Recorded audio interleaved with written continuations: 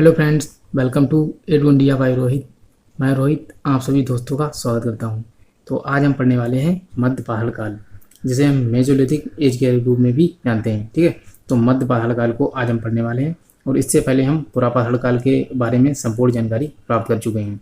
इसके बाद यदि बात करें तो इस वीडियो में हम मध्य पहाड़ काल, जिसे मेजोलिथिक एज कहा जाता है, एवं नव पहाड़ काल, जिसे हम न्यूलिथिक एज के रूप में जानते हैं। ठीक है, तो पहले हम मध्य पहाड़ काल के बारे में संपूर्ण जानकारी प्राप्त करेंगे और उसके बाद जो है नव पहाड़ काल के बारे में पढ़ेंगे। ठीक है, तो इन दोनों चैप्टर को आज हम कंबाइंड रूप से पढ़ने वाले हैं और इसी वीडियो में हम दोनों को पढ़ेंगे।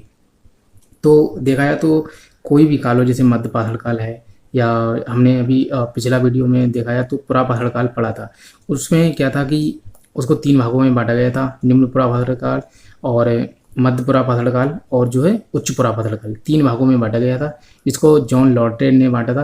तो उसी प्रकार से उसमें देखा जाए तो हमने क्या होता है कि जो भी काल होता है उसके अंदर उसकी खोज किसने की और उसके साक्ष्य कहाँ से मिले, उसमें कौन से पत्थरों का प्रयोग हुआ था, कौन से उपकरण प्रयोग हुए थे, कौन सी तकनीक प्रयोग हुई थी, उसमें मानव का स्वभाव कैसा था और उनका क्षेत्र विस्तार कहाँ था। तो ये सारी बातें ही पिछले वीडियोस में भी हमने पढ़ी थी और इस वीडियोस में भी हम यही पढ़ने वाले हैं और इसके माध्यम से जो है एक जैसे मध्य पहाड़ काल है, इसके बारे में संपूर्ण जानकारी मिल पाएगी।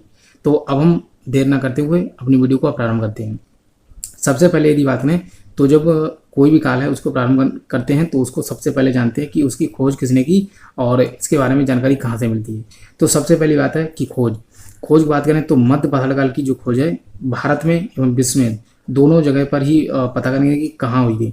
तो भारत में जो है सीएल कार्लाइल, हालांकि हम इसके बारे में पहले भी बात कर चुके हैं। तो सीएल कार्लाइल ने भारत में सर्वप्रथम जो है विंध्य क्षेत्र से लघु पहाड़ उपकरण खोजे थे। ठीक है, तो लघु पहाड़ उपकरण खोजे थे, जिसको माइक्रोलिथ कहते हैं, माइक्रोलिथ। ठीक है, तो माइक्रोलिथ अर्थात माइक्रोलिथ के नाम से जाना जाता है लघु पहाड़ उपकरण को। तो विंध्य क्षेत्र से लघु पहाड़ उपकरण खोजे गए थे, जिनको माइक्रोलिथ कहते हैं और इसीलिए इन माइक्रोलिथ पत्थरों के कारण ही जो काल है इसको मध्य पहाड़ काल के रूप में जाना जाता है। तो किसने खोज की? सीएल कार्लाइल ने, और विंध्य क्षेत्र से ये प्राप्त हुए थे। इसके बाद विश्व की बात करें तो विश्व में जो है फ्रांस से माँ द एजिल गुफा है, माँ द एजिल गुफा, यहाँ से लघु पहाड़ जो है उपकरण खोजे गए थे। तो विश्व में जब हम पढ़ते हैं तो फ्रांस से हमें इसके साक्ष्य मिलते हैं, मध्य पहाड़ काल के माँ द एजिल गुफा से लघु पहाड़ उपकरण मिले थे। और भारत में बात करें तो सीएल कार्लाइल ने इसकी खोज की थी, विंध्य क्षेत्र से लघु पहाड़ उपकरण खोजे थे, जिनको हम माइक्रोलिथ कहते हैं। ठीक है, तो अब हम आगे देख लेते हैं। आगे यदि बात करें तो जो है जैसे दूसरा है पत्थर, प्रस्तर जिसे कहते हैं, प्रस्तर को हम पत्थर भी कहते हैं। इसमें मध्य पहाड़ काल में किस प्रकार के पत्थरों का प्रयोग हुआ था? तो क्वार्टजाइट और जेपीसी अर्थात शॉर्टकट में लिखा हुआ है, जैसे बना जैस्पर, पी से फ्लिंट और सी से चर्ड। इन पत्थरों को हम बात करें तो मैंने यहाँ पर लिखा हुआ है, जैसे क्वार्टजाइट पत्थर जो है ये लोअर पैलियोलिथिक अर्थात जो निम्न पुरा पहाड़ काल था इसका प्रमुख पत्थर के रूप में जाना जाता था, क्वार्टजाइट। ठीक है, तो क्वार्टजाइट निम्न पुरा पहाड़ काल में सबसे प्रमुख पत्थर था। लेकिन पहले मैं बता दूं, इसके बाद मैं विशेष बात बताऊंगा कि जैसे क्वार्टजाइट है, जेपीसी अर्थात जैस्पर, फ्लिंट और चर्ड ये पत्थर हैं, और कैल्सिडोनी, इस प्रकार के जो जेपीसी है, जैस्पर, फ्लिंट, चर्ड ये थे मिडिल पैलियोलिथिक अर्थात जो मध्य पुरा पहाड़ काल था उसके प्रमुख पत्थर के रूप में जाने जाते थे। कैल्सिडोनी ये था अपर पैलियोलिथिक अर्थात उच्च पुरा पहाड़ काल के का जो काल था उसमें सबसे प्रमुख पत्थर के रूप में जाना जाता है। ठीक है, तो ये जो सभी पत्थर हैं इन पत्थरों का प्रयोग भी मध्य पहाड़ काल में होता था, मध्य पहाड़ काल में इनका भी प्रयोग होता था। लेकिन प्रमुख पत्थर के रूप में हड्डी एवं अंगेट से बने हुए पत्थरों का प्रयोग होता था। एवं हमने पढ़ा था कि माइक्रोलिथ जो छोटे आकार के पत्थर थे वो मध्य पहाड़ काल की सबसे प्रमुख विशेषता थी। तो इन पत्थरों का भी प्रयोग होता था, क्वार्टजाइट, जैस्पर, फ्लिंट और चर्ड इनका भी प्रयोग होता था, कैल्सिडोनी का प्रयोग भी होता था। लेकिन जो क्वार्टजाइट है ये निम्न पुरा पहाड़ काल का सबसे प्रमुख पत्थर था, और जेपीसी अर्थात जैस्पर, फ्लिंट और चर्ड ये मध्य पुरा पहाड़ काल का सबसे प्रमुख पत्थर के रूप में जाने जाते हैं। कैल्सिडोनी जो कि उच्च पुरा पहाड़ काल में प्रमुख रूप से प्रयोग होता था। ठीक है, तो हमने उसको भी रिवाइज कर लिया। अब हम आगे देख लेते हैं। इसमें जो उपकरण हैं उनको 2 भागों में बांटा जाता है, एक है अज्यामितीय उपकरण, दूसरा है ज्यामितीय उपकरण। अज्यामितीय का अर्थ होता है कि जैसे बोरर है, स्क्रैपर, पॉइंट, इनकी कोई मतलब ज्यामिति नहीं होती है। जैसे बात करें जैसे ज्यामितीय क्या होता है कि ज्यामितीय में जैसे त्रिभुजाकार, अर्धचंद्राकार, समचतुर्भुजाकार एवं आयताकार। इस प्रकार जैसे त्रिभुजाकार तो मैंने यहाँ पे लिखा हुआ है कि इस प्रकार के जो पत्थर होते थे उनको त्रिभुजाकार कहते हैं। अर्धचंद्राकार इस प्रकार से, ठीक है, तो चंद्रमा जिस प्रकार पूरा होता जब आधा होगा तो अर्धचंद्राकार। समचतुर्भुजाकार जैसे कि इस प्रकार के जो पत्थर होते थे उन्हें समचतुर्भुजाकार कहते हैं। आयताकार इस प्रकार के पत्थर होते थे। तो इनको जो है बात करें तो इनको ज्यामितीय उपकरण के रूप में रखा जाता है। और अज्यामितीय में इनका कोई विशेष आकार नहीं होता। जैसे बोरर है, स्क्रैपर है। बोरर को कहते हैं बेधक, स्क्रैपर को कहते हैं खुरचनी और पॉइंट को कहते हैं बेदनी। तो इनका दूसरा नाम है। बोरर को कहते हैं बेधक, स्क्रैपर को कहते हैं खुरचनी और पॉइंट को कहते हैं बेदनी, ठीक है। तो इनके दूसरे नाम है। और आगे यदि बात करें तो अज्यामितीय उपकरण बेधक, खुरचनी, बेदनी इनका भी प्रयोग यहाँ पर होता था। और त्रिभुजाकार जैसे ज्यामितीय उपकरण जो थे, अर्थात अज्यामितीय उपकरण एवं ज्यामितीय उपकरण इनका भी प्रयोग मध्यपाषाण काल में होता था। त्रिभुजाकार जैसे कि कोई त्रिभुजाकार चीज़ है तो ये नुकीले, इनके जो कोने होते हैं बहुत ही नुकीले होते हैं, जिससे कि जानवरों को मारने में बहुत ही आसानी होती है। तो इसलिए ये नुकीले भाग होते हैं। इसीलिए जो मध्यपाषाण काल है इसमें कुछ पुरापाषाण काल से कुछ तकनीक जो है इसमें कुछ चेंजमेंट आते हैं। तो इनको हमने पढ़ा। अब आगे देख लेते हैं कि जो है क्या क्या बातें हैं। जैसे उपकरण की तकनीक, यहाँ पर उपकरण की तकनीक कौन सी थी, तो प्लूटिंग एवं परिचयपात्र की तकनीक यहाँ पर थी। अब मानव के बारे में समझ लेते हैं। जैसे यहाँ पर मानव कैसा था, तो मानव जो था वो घुमंतु अर्थात घूमने वाला था और खानाबदोश अपने पेट के भोजन के लिए जो है इधर उधर जानवरों को मारने के लिए घूमता रहता है। खाद्य संग्राहक और खानाबदोश एक ही है, अर्थात भोजन के लिए किसी भी जानवर को मार के खा जाते थे। और खाद्य संग्राहक भोजन के कारण जो है ये जंगलों में भटकते रहते थे और जहाँ भी जानवर मिलते थे उन्हीं स्थानों में वास करते थे और उन जानवरों को मारने के बाद अपने पेट का जो है भोजन करते थे। तो घुमंतु थे मानव जो था मध्यपाषाण काल का, ये घुमंतु था, खानाबदोश और खाद्य संग्राहक के रूप में जाना जाता है। यहाँ पर कुछ विशेष बातें उनको भी समझ लेते हैं। जैसे यदि बात करें तो जो पशुपालन की शुरुआत है, ये पशुपालन की व्यावहारिक शुरुआत मध्यपाषाण काल में हुई थी, ठीक है। तो पशुपालन की व्यावहारिक शुरुआत किस काल में हुई थी, मध्यपाषाण काल में। लेकिन मैंने आपको बताया कि व्यापक पशुपालन इसकी शुरुआत होती है नवपाषाण काल में। तो ये दो पॉइंट जो हैं बहुत ही BBI हैं और इनको आप बिल्कुल याद कर लें क्योंकि ये प्रश्न दोनों ही पूछे जा रहे हैं। पशुपालन की शुरुआत हुई थी मध्यपाषाण काल में, जिसे मेजोलिथिक एज कहते हैं, और व्यापक पशुपालन की शुरुआत नवपाषाण काल में हुई थी। अब आगे देख लेते हैं। आगे यदि बात करें तो लकड़ी की डोंगी की शुरुआत जो है ये मध्यपाषाण काल में ही होती है, इसी काल से प्रारंभ हो जाती है। अब हम क्षेत्र विस्तार के बारे में समझ लेते हैं। क्षेत्र विस्तार के बारे में यदि देखें हम तो जो क्षेत्र विस्तार है इसको उत्तर एवं दक्षिण भारत के रूप में बांटा जाता है। एक उत्तर भारत और दूसरा दक्षिण भारत, ठीक है। तो उत्तर भारत के स्थल और दक्षिण भारत के स्थलों को अलग अलग हम पढ़ने वाले हैं, एक एक करके हम इनको सबको पढ़ेंगे। उत्तर भारत में बात करें तो जैसे कि उत्तर प्रदेश है और बिहार है, पश्चिम बंगाल है, इस प्रकार के जो राज्य हैं उत्तर प्रदेश, बिहार, पश्चिम बंगाल, इनको हम उत्तर भारत के रूप में पढ़ेंगे। और फिर मध्य प्रदेश, उड़ीसा, राजस्थान, दक्षिण भारत में तमिलनाडु एवं कर्नाटक, इन राज्यों को पढ़ेंगे, ठीक है। तो अब हम जो है एक एक को पढ़ लेते हैं। सबसे पहले यदि बात करें तो जो है उत्तर प्रदेश में 3 जिले हैं जो कि बहुत ही महत्वपूर्ण हैं। एक है प्रतापगढ़ और दूसरा है मिर्ज़ापुर और तीसरा है इलाहाबाद, ठीक है। तो इन 3 जिले हैं उत्तर प्रदेश के, 3 जिला हैं, यहाँ से जो है मध्यपाषाण काल के उपकरण मिलते हैं। तो इनको पढ़ लेते हैं। अब हम बात करें तो जैसे जो सरायन है, जो प्रतापगढ़ जिला है उत्तर प्रदेश का, इसमें 3 स्थल मिलते हैं जहाँ से बहुत ही महत्वपूर्ण प्रश्न पूछे जाते हैं। जैसे एक है SD से मैंने लिखा दमदमा, SDM, आपको SDM पढ़ना है, SDM। प्रतापगढ़ से सरायन, हराय, दमदमा और मैदाहा, ये 3 स्थल मिलते हैं प्रतापगढ़ से, ठीक है। सरायन, हराय, दमदमा और मैदाहा। तो इन तीनों को टेरेक है SDM आपको याद रखना। S से सरायन, हराय, D से दमदमा, M से मैदाहा, इन 3 स्थलों को पढ़ना है प्रतापगढ़ से, ठीक है। तो ये कहाँ पढ़ते हैं, प्रतापगढ़ में। और इन तीनों से ही एक एक विशेषताओं को समझ लेते हैं। जो सरायन हराय है, एक कब्र में 4 कंकाल मिलते हैं। एक कब्र में 4 कंकाल कहाँ से मिलते हैं, तो सरायन हराय से मिलते हैं। और देखा जाए दमदमा में 3 कंकाल मिलते हैं। कब्र में जो है 3 कंकाल के साथ कहाँ से मिलते हैं, तो दमदमा। मैदाहा से 2 कंकाल के साथ मिलते हैं। तो इनको एक एक कम करते चले जाएंगे और याद करना बहुत ही आसान है। जो मैदाहा है इसमें बात करें तो इसे इनको भी हम पढ़ेंगे। पहले केवल इनको समझें कि सरायन हराय से एक कब्र में 4 कंकाल मिलते हैं सरायन हराय से, दमदमा से कब्र में 3 कंकाल मिलते हैं, मैदाहा से कब्र में 2 कंकाल के साक्ष्य मिलते हैं। ठीक है, तो इनसे एक एक हमने पढ़ा। अब जो महदाहा इसमें क्या था कि मह से हमें रखना है कि महतारी। ठीक है, जैसे माँ होती जो महतारी को हम कहते हैं माँ। तो बात करें तो जो मृग सरंग के छल्ले हैं ये भी यहाँ से मिलते हैं। कहाँ से? मैदाहा से। मैदाहा से क्या मिलता है? तो बूचड़ खाना जो कि एक कसाई खाना होता है, कसाई खाना जहाँ जानवरों को मारा जाता है। तो बूचड़ खाना ये मैदाहा जो है इतना इंपॉर्टेंट कि ये मैदाहा वाला जो बूचड़ खाना कहाँ से प्राप्त हुआ है, ये प्रश्न पूछा गया है यूपी टीजीटी पीजीटी में। ठीक है, तो बूचड़ खाने के साथ कहाँ से मिलते हैं? मैदाहा से। और मैदाहा किस काल का जो है स्थल है? तो ये उत्तर प्रदेश के प्रतापगढ़ जिले में पड़ता है और जो है मध्य पहाड़काल का स्थल है। ये तीनों ही मध्य पहाड़काल के स्थल हैं और ये उत्तर प्रदेश के प्रतापगढ़ जिले में पड़ते हैं। ठीक है, इतना हम समझ चुके हैं। अब इसको भी समझ लेते हैं। हाथी दांत का लटकन। हाथी दांत का लटकन जो है कहाँ से मिला है? तो दमदमा से।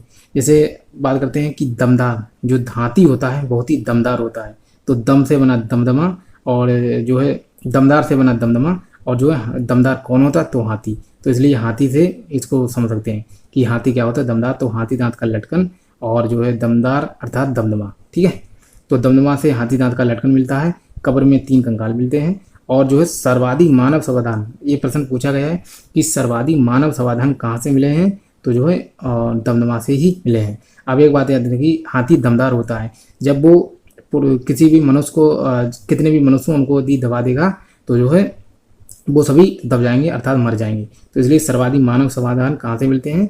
तो जो है दमदमा से मिलते हैं। क्यों? क्योंकि हाथी जब दबा देता है तो मनुष्य मर जाएगा। तो हाथी दांत का लटकन और सर्वाधिक मानव समाधान जो है दमदमा से मिलते हैं। यहाँ पर 41 कब्र मिलती हैं। ठीक है, 41 कब्र कहाँ से मिलती हैं? तो दमदमा से। अब आगे थोड़ा इनके बारे में तीनों से जो कंबाइंड प्रश्न उनको समझ लेते हैं। जैसे सरायन हराय, दमदमा और मैदाहा, ये तीनों स्थल जो हैं यहाँ से कंबाइंड रूप से स्तंभ गर्त मिलते हैं, गर्त चूल्हे मिलते हैं एवं तीनों यही दोनों हैं। ठीक है, तो स्तंभ गर्त एवं गर्त चूल्हे तीनों स्थलों से प्राप्त होते हैं। ठीक है, तो आपको याद रखना है कि स्तंभ गर्त एवं गर्त चूल्हे कहाँ से मिलते हैं? तो तीनों स्थलों से ही मिलते हैं। तो कौन कौन से थे एक बार हम पढ़ लेते हैं। Sarai Nahar Rai, Damdama, Mahadaha. S D M, S से सरायन हराय, डी से दमदमा, एम से मैदाहा। और सरायन हराय से एक कब्र में 4 कंकाल मिलते हैं, दमदमा से कब्र में 3 कंकाल मिलते हैं। और हाथी दांत का लटकन, हाथी दमदार होता है अर्थात दमदमा, और जो है 41 कब्रें मिलती हैं दमदमा से। सर्वाधिक मानव समाधान भी यहीं से मिलते हैं। और एक प्रश्न और पूछा जाता है कि जो सर्वाधिक नर कंकाल कहाँ से मिलते हैं? जो नर कंकाल वाला प्रश्न है कि सर्वाधिक नर कंकाल, सर्वाधिक वो आगे हम पढ़ेंगे। नर कंकाल कहाँ से मिलते हैं? तो वो मिलते हैं लेखैया है। ठीक है, लेखैया। तो ये लेखैया जो है ये मिर्ज़ापुर में पड़ती है।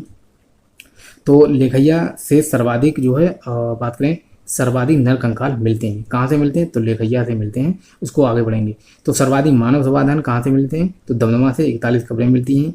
और सर्वाधिक नर कंकाल जो मानव के सर्वाधिक कंकाल हैं वो मिलते हैं जो है लेखैया से। उसको हम आगे बढ़ेंगे।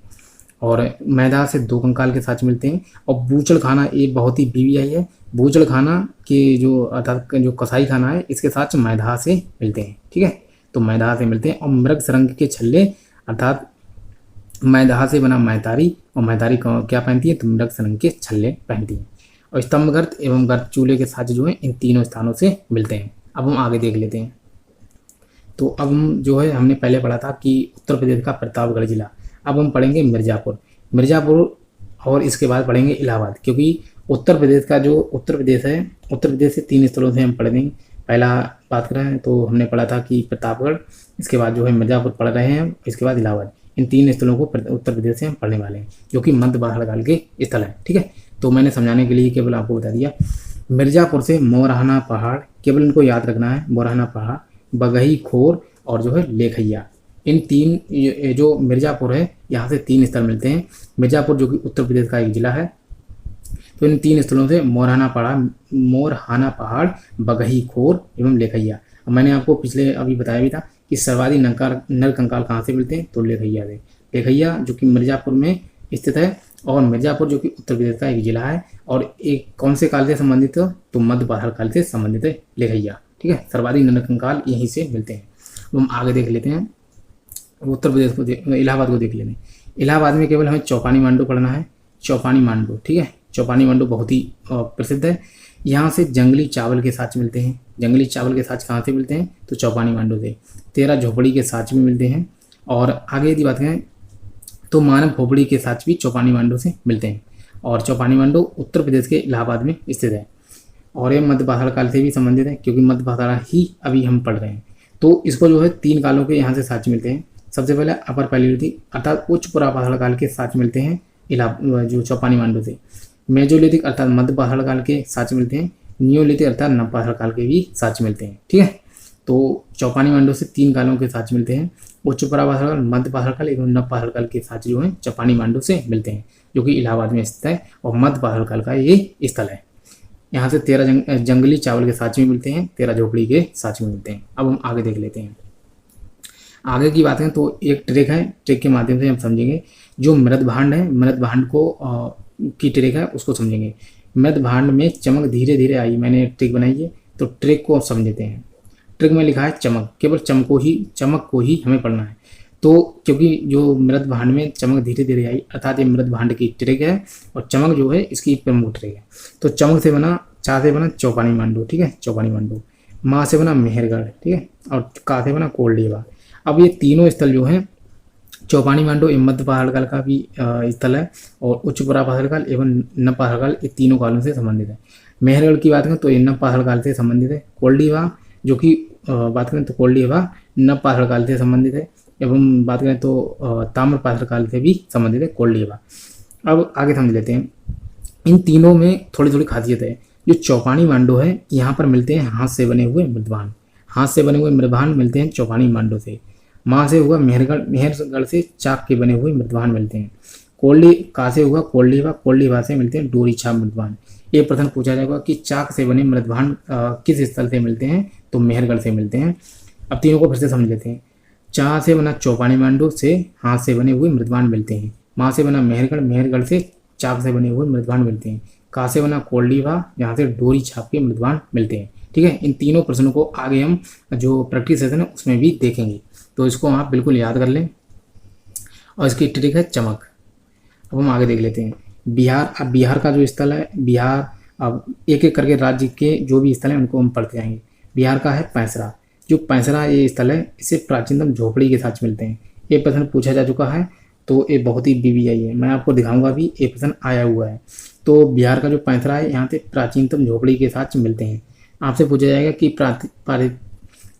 प्राचीनतम झोपड़ी के साथ कहाँ से मिलते हैं? तो पैंसरा से मिलते हैं। और पैंसरा किस काल का जो है स्थल है? तो ये मध्य पाषाण काल का स्थल है। और कहाँ स्थित है? तो जो है बिहार में स्थित है। पश्चिम बंगाल की बात करें तो यहाँ से वीरभानपुर ये स्थल मिलता है। इसका उत्खनन BB लाल ने कराया था। तो किसने कराया था? BB लाल ने।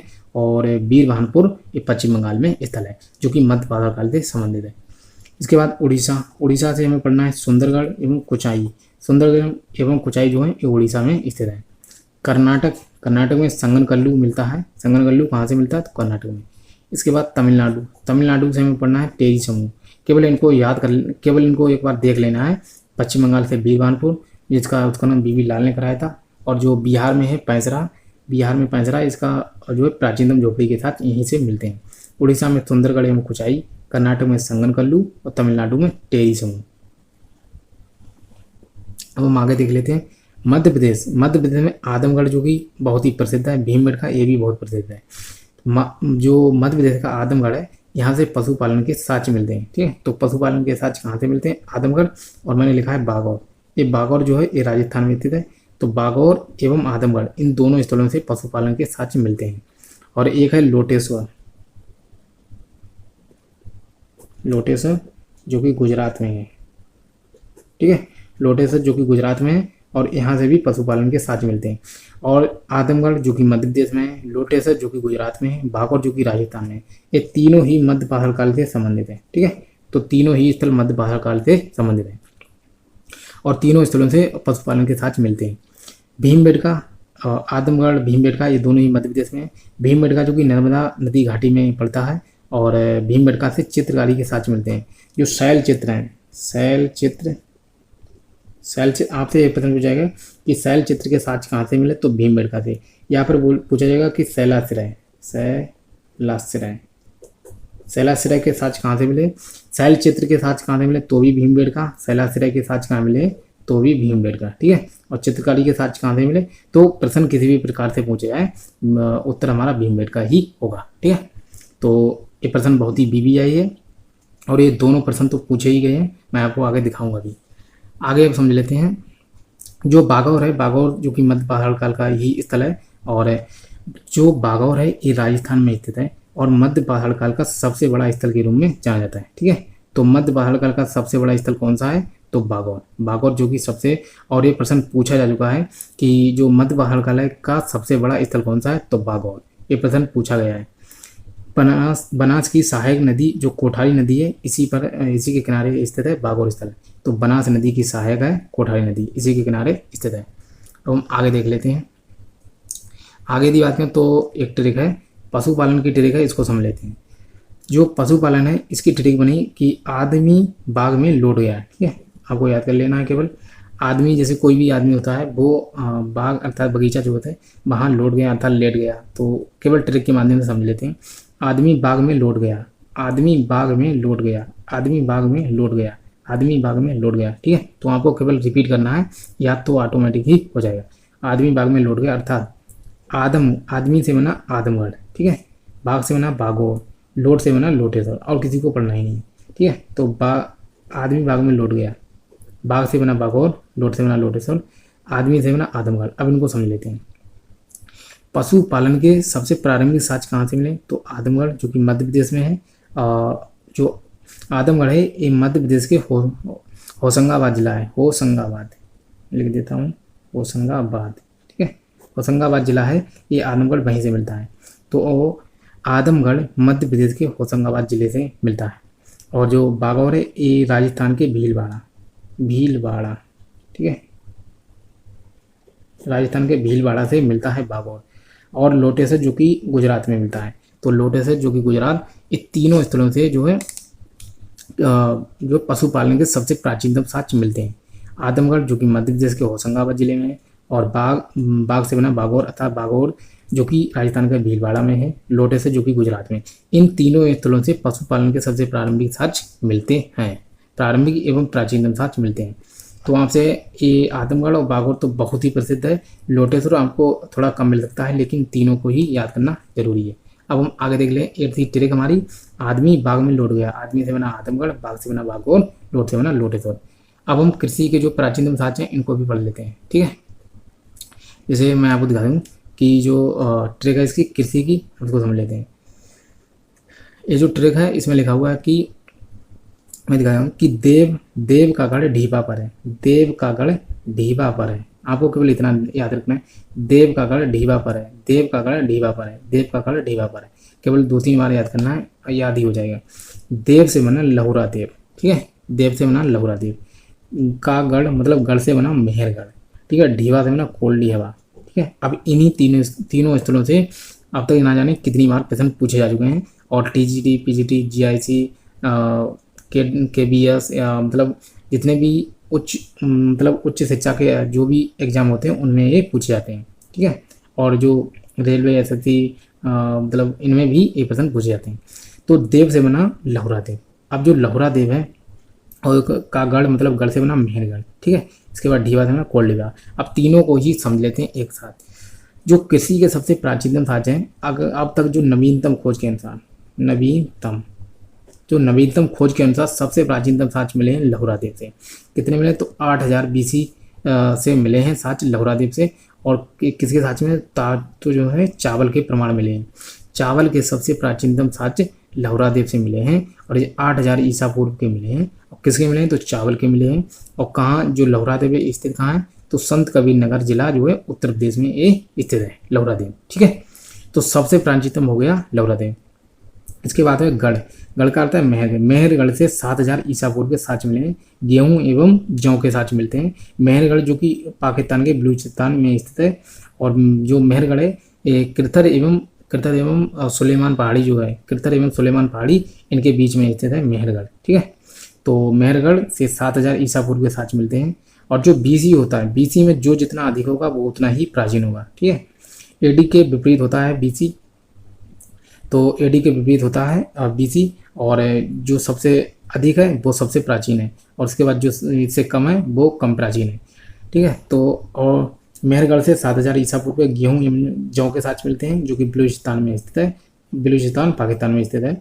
और मेहरगढ़ जो कि कृत एवं सुलेमान पहाड़ी के बीच में ये स्थल स्थित है। कोल्डी हवा की बात करें तो यहाँ से 6000 ईसा पूर्व के चावल के प्रमाण मिलते हैं। तो चावल के प्रमाण लौहरा देव से मिलते हैं और कोल्डी हवा से भी मिलते हैं, 6000 ईसा पूर्व के साथ मिलते हैं।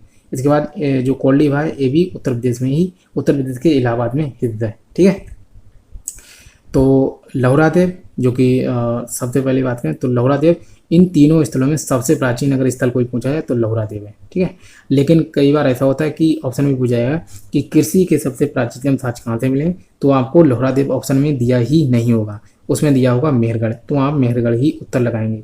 और अगर मेहरगढ़ और लौहरा देव दोनों दिए गए हैं तो आपका उत्तर होना चाहिए लौहरा देव। ठीक है, तो इसमें सबसे प्राचीनतम साक्ष्य जो है लौहरा देव से ही मिलते हैं। और कोल्डी हवा यहाँ से भी चावल के साथ मिलते हैं, और ये जो कोल्डी हवा, मेहरगढ़, ये लौहरा देव, ये सभी जो है नप्पा हड़काल के स्थल हैं। तो आप इतना समझ चुके हैं, अब हम आगे देख लेते हैं। अब हम पढ़ने वाले हैं नप्पा हड़काल। ठीक है, नप्पा हड़काल को नियोलिथिक एज भी कहते हैं, नियोलिथिक एज।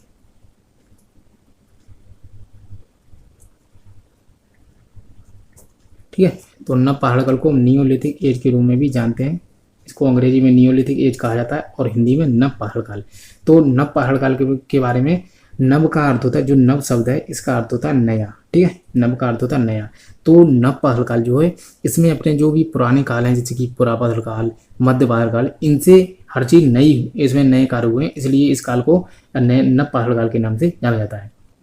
अब इसके बारे में समझ लेते हैं। जो इसका समय है नव पहाड़काल का, इसको लगभग 9000 ईसा पूर्व से लेकर 4000 ईसा पूर्व तक माना जाता है। इसके बाद कहीं कहीं जो है 4000 ईसा पूर्व से 1000 ईसा पूर्व तक भी माना जाता है। तो दोनों को ही आप समझ सकते हैं, कहीं कहीं होगा 9000 ईसा पूर्व से लेकर 4000 ईसा पूर्व तक, और कहीं कहीं पर 4000 ईसा पूर्व से लेकर 1000 ईसा पूर्व तक का जो कार्यकाल है इसको नव पहाड़काल के अंतर्गत रखा जाता है। ठीक है, और नव का अर्थ होता है नया, क्योंकि इसमें जो भी कार्य हैं वो कुछ ना कुछ अपने प्राचीन कालों से नए ही हुए हैं, इसीलिए इसको कहा जाता है नव पहाड़काल। अर्थात इससे पहले जो काल है मध्य पहाड़काल या फिर पुरा पहाड़काल, उसमें वो कार्य हुए ही नहीं थे। अब हम देख लेते हैं एक एक को।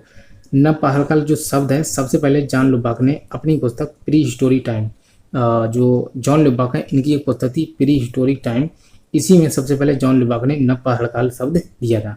ठीक है, तो जॉन लुबाक जो थे इन्होंने पहाड़काल को दो भागों में बांटा था, एक था पुरा पहाड़काल, दूसरा था जो है नव पहाड़काल। तो इसलिए इन दोनों कालों के बारे में सबसे पहले जॉन लुबाक ने ही बताया था अपनी पुस्तक प्री हिस्टोरिक टाइम में।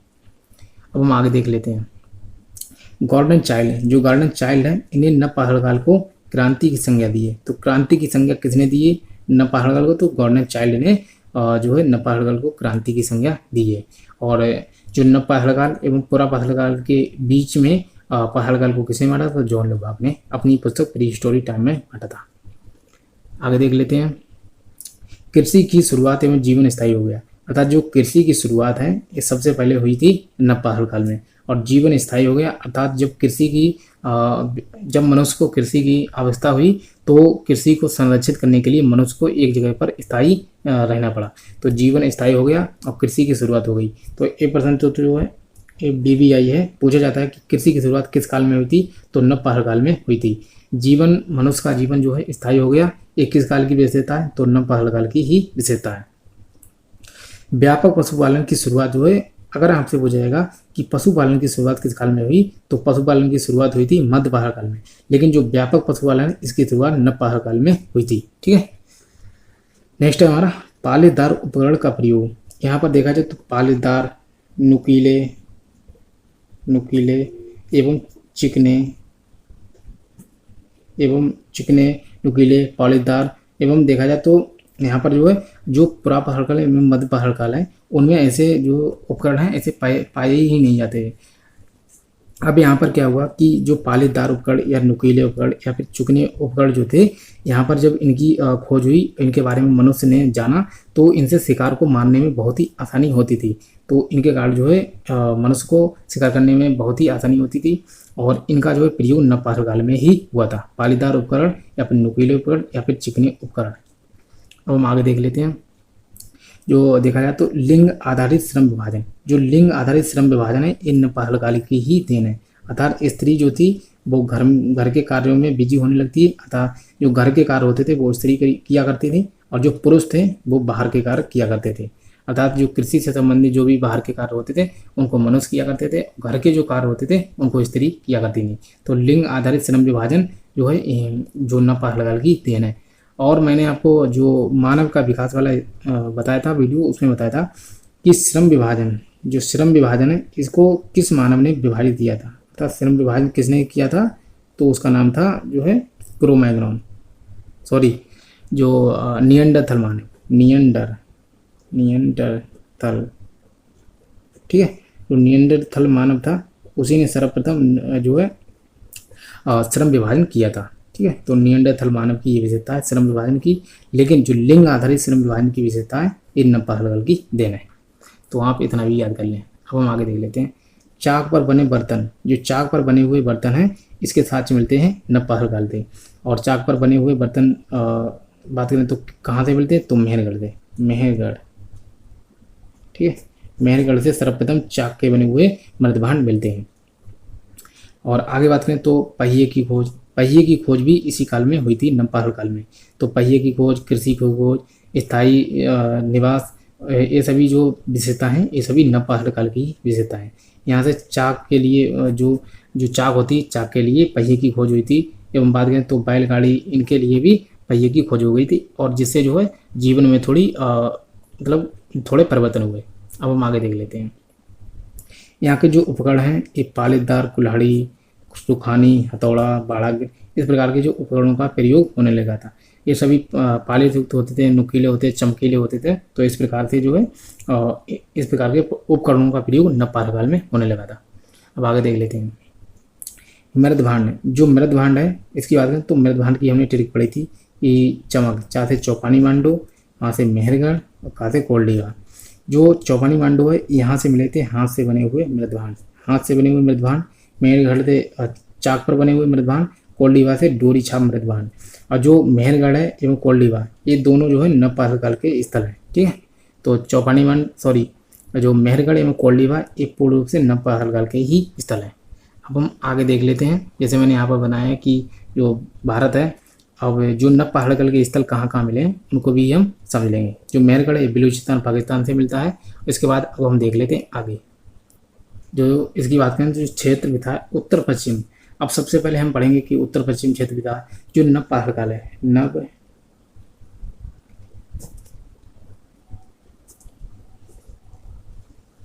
नवपाषाण काल के जो भी स्थल हैं ये उत्तरी क्षेत्र में कहाँ से मतलब इसके स्थल कहाँ मिले हैं, मतलब जहाँ जहाँ से भी इसके स्थल मिले हैं नवपाषाण काल के उनको अब हम पढ़ने वाले हैं, ठीक है। इसके बाद जो है उनकी जो भी विशेषताएं उनको पढ़ेंगे, उसके बाद हम अपनी वीडियो को समाप्त करेंगे।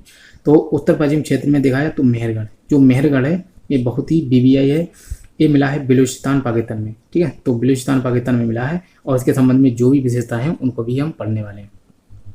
मैं आपको दिखा देता हूँ। सबसे पहली बात जो खोज करता है इसके कौन थे, तो फ्रांसिस जार्जी। फ्रांसिस जार्जी ने 1875 में मेहरगढ़ की खोज की थी। और आगे बढ़ते हैं। यहाँ से उत्खनन के 7 चरण मिले हैं। जब यहाँ का उत्खनन हुआ था तो यहाँ उत्खनन से 7 चरण मिलते हैं, नवपाषाण काल के 7 चरण मिलते हैं और जो कि मेहरगढ़ में मिलते हैं। प्राचीनता इसकी बात करें तो इसकी प्राचीनता 7000 BC इसकी प्राचीनता है। और 7000 BC अर्थात यहाँ से 7000 ईसा पूर्व के जो है कृषि के साक्ष्य मिलते हैं, ठीक है। तो कृषि के साक्ष्य मिलते हैं 7000 ईसा पूर्व। चाक पर निर्मित मृदभांड कहाँ से मिलते हैं, तो चाक पर निर्मित जो मृदभांड है ये मेहरगढ़ से ही मिलते हैं। डोरी छाप मृदभांड कोल्डीवा से मिलते हैं जो कि इलाहाबाद के, उत्तर प्रदेश के इलाहाबाद में स्थित है। और जो चमक, जैसे मैंने चमक ट्रिक बताई थी आपको, चमक चाह से चौपानी मंडो, वहाँ से मेहरगढ़, कहाँ से कोल्डीवा।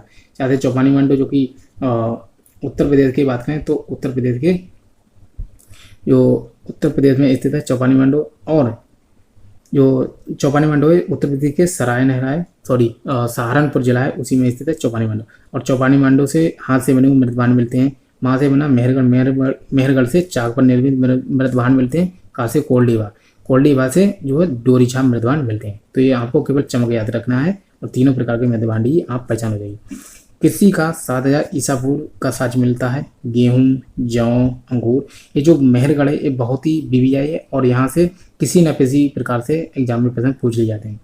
तो कृषि के सबसे प्राचीनतम साक्ष्य जो है 7000 ईसा पूर्व के मिलते हैं और यहाँ से गेहूं, जौ एवं अंगूर के साक्ष्य मिलते हैं। ठीक है, और आगे हम लेते हैं। आगे बात करें तो कपास की खेती के प्राचीनतम साक्ष्य कहाँ से मिलते हैं? तो कपास की खेती की जो प्राचीनतम साक्ष्य है ये मेहरगढ़ से ही मिलते हैं। इसके बाद जो है मेहरगढ़ को रोटी की टोकरी के रूप में भी उपनाम से जाना जाता है। तो मेहरगढ़ को रोटी की टोकरी उपनाम से जाना जाता है और ये प्रश्न पूछा जा चुका है, तो इसलिए ये भी बीबीआई हो जाता है। ठीक है, इसके बाद हमने पढ़ लेते हैं हंसिया। जो हंसिया होता है जैसे जो भी कृषि होती है, कृषि में जैसे फसल होती है कोई भी, ठीक है, तो फसल को काटने के लिए प्रयोग किया जाता है। फसल को काटने के लिए इसको प्रयोग किया जाता है हंसिया का। तो हंसिया का प्राचीन साक्ष्य कहाँ से मिलता है? तो मेहरगढ़ से मिलता है। अब हम आगे देख लेते हैं। आगे यदि बात करें तो यहाँ से उत्तरी क्षेत्र। अब उत्तरी क्षेत्र में हमें 3 पढ़ने हैं। एक है बुरजोम, दूसरा है गुफा कराल, तीसरा है मार्तन।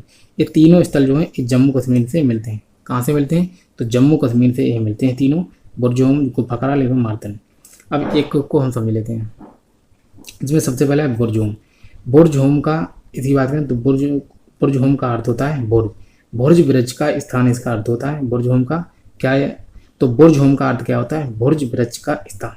इसके बाद दूसरा स्थान, ये जो बुरजोम है किस स्थान में मिला है? तो जम्मू कश्मीर के श्रीनगर में ये मिला है। खोज इसकी किसने की है? जो बुरजोम है इसकी खोज की है डी टेरा एंड पीटरसन ने। डी टेरा पीटरसन ने इसकी खोज की थी। हार्वेस्टर के साक्ष्य कहाँ से मिले? तो हार्वेस्टर के साक्ष्य, अर्थात हार्वेस्टर जो होता है एक गड़ासा होता है, इसके बुरजोम से ही हार्वेस्टर के साक्ष्य मिलते हैं। नेक्स्ट है हमारा कि शिलापट। जो शिलापट पर धनुष बाण से शिकार करते हुए दिखाया गया है, तो जो शिलापट है उस पर धनुष बाण से शिकार करते हुए दिखाया गया है, इसके साक्ष्य कहाँ से मिले? तो बुरजोम से ही मिले हैं। नेक्स्ट है हमारा कि मानव के साथ कुत्ते के दफनाने के साथ ये प्रश्न बहुत ही बीबीआई है। बीबीआई, ठीक है, तो बीबीआई है क्योंकि ये प्रश्न पूछे जाते हैं। मानव के साथ कुत्ते के दफनाने के साक्ष्य कहाँ से मिले? तो जो है बुरजोम से ही मिले हैं। अब मैं रिपीट कर देता हूँ। बुरजोम इसका अर्थ होता है भुर्ज वृक्ष का स्थान। स्थान एक कहाँ स्थित है? तो श्रीनगर, जम्मू कश्मीर के श्रीनगर में स्थित है। खोज की है डी टेरा एंड पीटरसन ने। हार्वेस्टर अर्थात गड़ासा के साक्ष्य मिले हैं। शिलापट पर धनुष बाण से शिकार करते हुए दिखाया गया है। मानव के साथ कुत्ते दफनाए के जाने के साक्ष्य भी यहीं से मिले। और जो बात करें तो हड्डी से बने हुए औजार भी यहाँ से मिलते हैं और गर्तावास के साक्ष्य भी मिलते हैं। और बात करें तो गर्तावास के साक्ष्य भी मिलते हैं और मानव के साथ कुत्ते दफनाए के जाने के भी साक्ष्य यहाँ से मिलते हैं। और जो है मृदभांड, अभी हमने पढ़ा भी था, जैसे यहाँ से मृदभांड के साक्ष्य मिलते हैं। मृदभांड, ठीक है, तो मृदभांड जो है मृदभांड के भी साक्ष्य यहाँ से मिलते हैं। अब हम आगे देख लेते हैं गुफा कराल। जो गुफा कराल है, जैसे अभी हमने पढ़ा था बुरजोम, इसके बाद गुफा कराल, उसके बाद मार्तन, ये तीनों जो है ये प्रसिद्ध हैं। तो लेकिन बुरजोम और गुफा कराल ये तो दोनों बहुत ही प्रसिद्ध हैं। तो गुफा कराल का अर्थ होता है कुमार की गुफा, ठीक है, कुमार की गुफा इसका अर्थ होता है। इसके बाद जो है फर्श को पॉलिश करने के साक्ष्य यहाँ से मिलते हैं। अनाज को पीसने के भी साक्ष्य यहाँ से मिलते हैं। अब मैं बता दूँ, जो फर्श को पॉलिश करने के साक्ष्य, जैसे यहाँ पर गर्तावास के साक्ष्य मिलते हैं। तो यहाँ के जो मनुष्य थे वो पहले ज़मीन में गड्ढा खोदते थे, ठीक है, ज़मीन में गड्ढा खोदते थे और उसके बाद जो है जो दीवारें होती थी उनको पालिश किया करते थे और इसके ज़मीन जो होती इसको भी पालिश किया करते थे। तो इसीलिए कहा जाता है कि फर्श को पालिश करने के साक्ष्य कहाँ से मिलते हैं? तो गुफा कराल से मिलते हैं। अनाज को पीसने के साक्ष्य भी यहीं से मिलते हैं। गुफा कराल का अर्थ होता है कुमार की गुफा। और हमने बुरजोम पढ़ ही लिया है। अब इसके बाद जो है एक नोट है उसको भी समझ लेते हैं। ये जो नोट है ये बहुत ही बीबीआई है। इसकी बात करें तो बुरजोम, गुफा कराल, इन दोनों स्थलों से गर्तावास, अच्छा, जो गड्ढे में जो है गड्ढे में रहने के निवास स्थान को ही गर्तावास कहा जाता है। गर्तावास एवं स्तंभगर्त एवं गर्त चूल्हे, इन तीनों के प्रमाण जो हैं ये दोनों स्थलों से मिलते हैं। गुफा कराल एवं बुरजोम से स्तंभगर्त के भी साक्ष्य मिलते हैं, गर्ता आवास के भी साक्ष्य मिलते हैं एवं गर्त चूल्हे के भी साक्ष्य यहाँ से मिलते हैं। ठीक है, तो तीनों ही बीबीआई हैं। आप तीनों को ही याद कर लें, इन दोनों स्थलों से मिलते हैं और दोनों के दोनों नवपाषाणकालीन स्थल हैं एवं बात करें तो ये दोनों जम्मू कश्मीर में स्थित हैं। अब हम आगे देख लेते हैं। नेक्स्ट हमारा विंध्य क्षेत्र। जैसे विंध्य क्षेत्र, अब विंध्य क्षेत्र में क्या है, इलाहाबाद, जो इलाहाबाद है ये विंध्य क्षेत्र में पड़ता है, अर्थात इलाहाबाद उत्तर प्रदेश में पड़ता है, ये तो आपको पता ही होगा। यहाँ से क्या मिला कि कोल्डीवा, जो कोल्डीवा है महगड़ा एवं पंचो, आपको इसको याद रखिए KMP, ठीक है, इसकी ट्रिक बना लीजिए KMP, के से बना कोल्डीवा, M से बना जो है महगड़ा और P से बना पंचो। तो KMP अर्थात कोल्डीवा, महगड़ा और पंचो, इन तीनों स्थलों के साथ जो है वो इलाहाबाद से मिलते हैं। और कोल्डीवा यहाँ से बात करें तो डोरी छाप मृदभांड भी मिलते हैं, उसको हम पढ़ेंगे। जो कोल्डीवा यहाँ से नवपाषाण काल के साक्ष मिलते हैं, ताम्रपाषाण काल एवं ऐतिहासिक काल के भी साक्ष मिलते हैं। इसके बाद महगड़ा और जो है पंचो, जो महगड़ा एवं पंचो है, दोनों स्थल केवल नवपाषाण काल की जानकारी देते हैं, ठीक है। महगड़ा एवं पंचो केवल नवपाषाण काल की जानकारी देते हैं, लेकिन कोल्डीवा नवपाषाण काल की भी जानकारी देता है, ताम्रपाषाण काल एवं ऐतिहासिक काल की भी जानकारी देता है। मैं आपको एक चीज़ और दिखा देता हूँ, जो अभी हमने पढ़ा महगड़ा, एक स्थल है मैदाहा, ठीक है, जो मैं आपको दिखा देता हूँ, ये है मैदाहा। मैं समझा देता हूँ, जो महगड़ा है ये इलाहाबाद के उत्तर प्रदेश में स्थित है। महगड़ा की बात करें तो ये केवल नवपाषाण काल से ही संबंधित है, ठीक है। और बात करें इलाहाबाद के उत्तर प्रदेश के इलाहाबाद में स्थित है। दूसरी बात, जो महगड़ा है ये तो नवपाषाण काल से संबंधित है, लेकिन जो मैदाहा जो है ये मध्य पाषाणकालीन स्थल है, जो कि प्रतापगढ़, उत्तर प्रदेश के प्रतापगढ़ जिले में ये पड़ता है। और हमने पढ़ा भी था SDM, ऐसे से बना सराय नहराय, D से दमदमा और जो है M से मैदाहा, ठीक है। तो मैदाहा, ये जो मैदाहा ये मध्य पाषाणकालीन स्थल है। और यहाँ से मैदाहा की बात करें तो सबसे ज़्यादा मैदाहा जो है यहाँ से एक मिला है कसाई खाना, जिसे हम बूचड़ खाना भी कहते हैं। और मृग सरंग के छल्ले, तो मृग सरंग के छल्ले भी यहाँ से मिले हैं, मृग सरंग के छल्ले, ठीक है। तो इनको हम पढ़ भी चुके हैं, लेकिन मैं आपको बता देता हूँ। तो और दो कंकाल के साथ अर्थात बात करें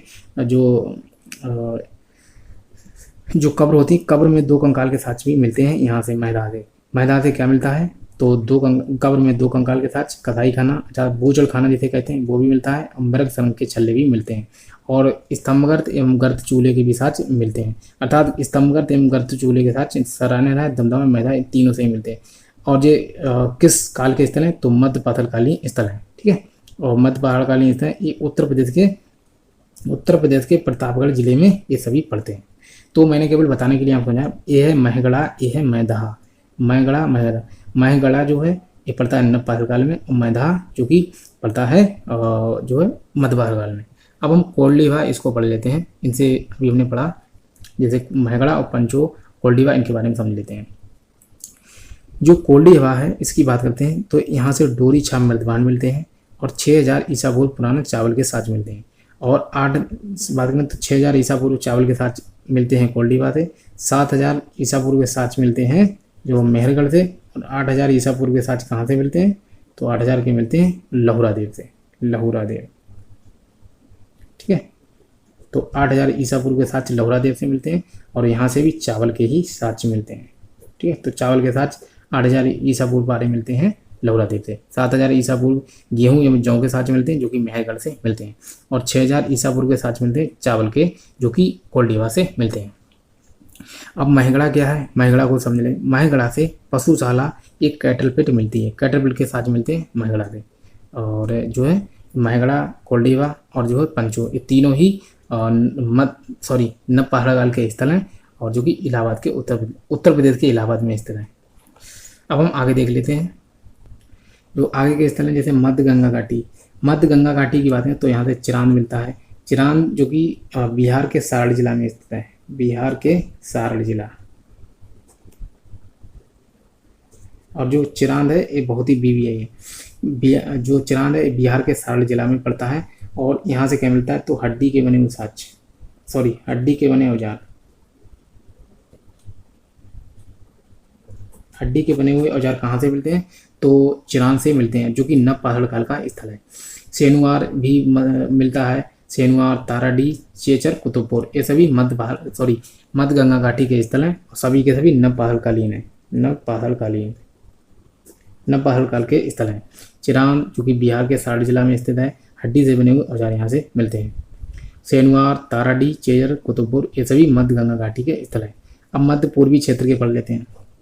जो मध्य पूर्वी क्षेत्र है यहाँ से बात करें तो झारखंड, झारखंड से मिलता है बरूडीही। बरूडीही कहाँ से मिलता है तो झारखंड में मिलता है।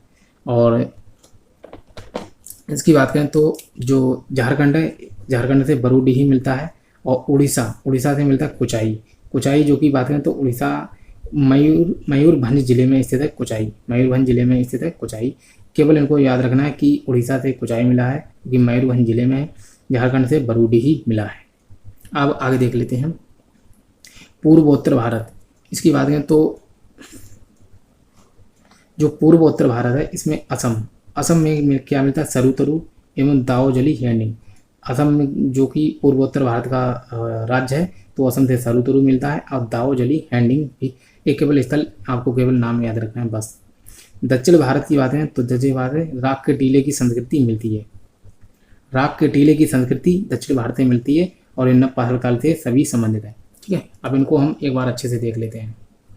पहले एक बार रिपीट कर देता हूँ, इसके बाद इनको देखते हैं। मध्य गंगा घाटी में चिनान जो कि बिहार के सारण जिला में स्थित है, हड्डी के बने हुए औजार यहीं से मिलते हैं। सेनुआर, ताराडी, चेचर, कुतुबपुर ये सभी जो है नवपाषाणकालीन स्थल है। मध्य पूर्वी क्षेत्र में मिलता है झारखंड जो कि झारखंड से बरूडीही, उड़ीसा से कुचाई, मयूरभंज जिले में है। जो कुचाई है मयूरभंज जिले में है, मयूरभंज जिला जो कि उड़ीसा में है। पूर्वोत्तर भारत में असम, असम से सरुतरु मिलता है, दार्जिलिंग हैंडिंग मिलता है। अब हम दक्षिण भारत के जो भी प्रमुख बातें हैं उनको समझ लेते हैं। दक्षिण भारत में राख के टीले की संस्कृति बहुत ही बीवीआई है और राख के टीले की जो संस्कृति है इनसे प्रश्न पूछे जाते हैं जो कि नवपाषाणकालीन है। अब बात करें राख के टीले होते क्या हैं, पहले उसको समझ लेते हैं। इसके बाद इन तीन जो राज्य हैं, इन तीन राज्यों से दक्षिण के जो है, जैसे कर्नाटक ये भी दक्षिण में है, आंध्र प्रदेश ये भी दक्षिण में है और बात करें तमिलनाडु ये भी दक्षिण में है। इन तीनों राज्यों से राख के टीले की संस्कृति मिलती है। राख के टीले होते क्या हैं उसको समझते हैं। जैसे जो भी मनुष्य है, मनुष्य पशुपालन करता है, ठीक है, तो मनुष्य जब पशुपालन करता है तो उसके जानवर जहाँ भी रहते हैं और उसके बाद उनका जो वेस्ट मटेरियल होता है जिसे हम गोबर कहते हैं, ठीक है, तो गोबर कहते हैं, गांव में तो गोबर कहते हैं, और उनसे बनाए जाते हैं उपले, जैसे कंडा होता है जिसको कंडे कहते हैं। तो आज के समय में जो उपले बनाए जाते हैं उनकी बात करें तो जो नवपाषाण काल के लोग थे वो क्या करते थे कि जानवरों का जो भी वेस्ट मटेरियल अर्थात जो भी गोबर होता था उनको एक स्थान पर जो है डालते रहते थे, ठीक है, एक स्थान पर डालते रहते थे। और उसके बाद जैसे कि एक गोबर है एक स्थान पर पड़ा हुआ है, इसके बाद क्या होता था कि इसमें लगा देते वो आग, ठीक है, इसमें लगा देते थे आग। जब आग लगा देते थे तो ये जल जाता था। इसके बाद जो है वो दूसरी जगह पर डालने लगते थे, ठीक है। तो इस प्रकार से जब यहाँ पर आग लगा दी तो इसीलिए कहा जाता है कि यहाँ पर राख के टीले मिले। तो ऐसा ही होता था कि एक जगह पर जब गोबर डालते थे और उसको जो है उसमें आग लगा देते थे, इसके बाद कहा जाता है कि राख के टीले बन जाते थे, क्योंकि जहाँ पर ज़्यादा गोबर होगा तो वहाँ पर राख के टीले निर्मित हो जाएंगे। इसके बाद यहाँ पर आग लगाकर एक दूसरे स्थान पर डालना प्रारंभ कर देते हैं। जब यहाँ पर भी आग लगा देते हैं तो यहाँ पर भी जो है राख के टीले मिलते हैं। तो यही संस्कृति इन तीन राज्यों में मिलती है।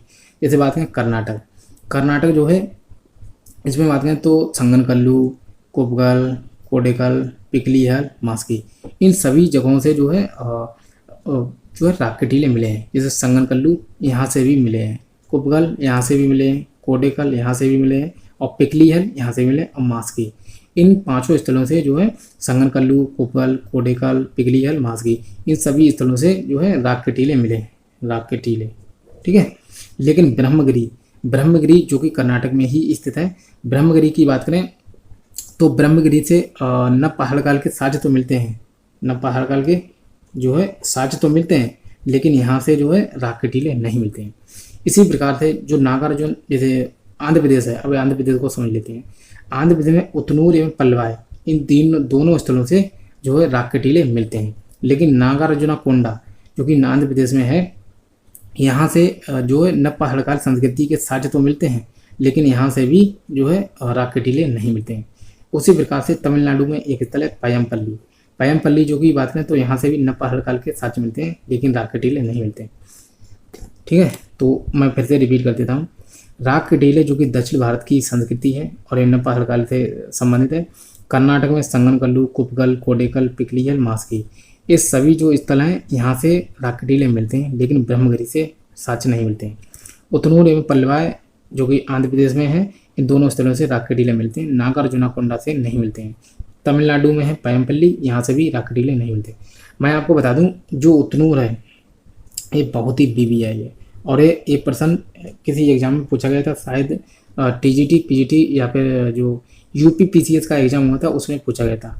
मैंने जो बात करूं, जो प्रैक्टिस सेशन कराया था उसमें मैंने बताया था, तो उसमें ये उतनूर जो है पूछा गया था। उसमें ये प्रश्न था कि राख के टीले किस स्थान से मिलते हैं, तो उसमें ऑप्शन था चिरांद, उतनूर एवं जो है मेहरगढ़, और भी एक स्थल था। तो उसमें मैंने बताया भी था कि उतनूर से जो है राख के टीले मिलते हैं, जो कि आंध्र प्रदेश में स्थित है।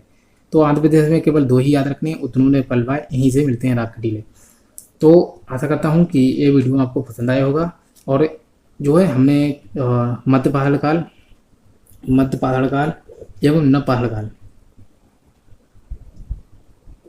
इन दोनों के बारे में कंप्लीट जानकारी ले ली है। ठीक है, तो मध्य पहाड़ काल के बारे में जानकारी ले ली और नव पहाड़ काल के बारे में भी जानकारी ले ली। अब इस वीडियो को जब आप देखेंगे, और इससे पहले 2 पड़ी हुई वीडियो हैं उनको भी आप जब देखेंगे, तो आपकी जो प्रागैतिहासिक कालें हैं उसके बारे में एक बहुत ही अच्छी समझ विकसित होगी। तो तीनों जो वीडियो हैं इनको देखें, और इसके बाद जो है जो मैंने प्रैक्टिस सेशन शुरू किया है उसको भी जब आप लगाएंगे, तो जो जितने भी बात करें, जैसे पहाड़ काल है, ये प्रागैतिहासिक काल के अंतर्गत आता है, इसलिए मैंने जो थंबनेल है उसमें प्रागैतिहासिक काल के अंतर्गत उसको जो है थंबनेल में लगा है। ठीक है, तो आशा करता हूँ कि ये वीडियो आपको पसंद आएगा, और यदि पसंद आया है जो भी मैंने इसमें फैक्ट रखे हैं, तो जो है इस वीडियो को लाइक करें, शेयर करें एवं चैनल को सब्सक्राइब कर लें, और यदि बेल आइकन नहीं दबा तो बेल आइकन भी दबा लें। तो मिलते हैं नेक्स्ट वीडियो में, तब तक के लिए चैनल से जुड़े रहें। जय हिंद, वंदे मातरम।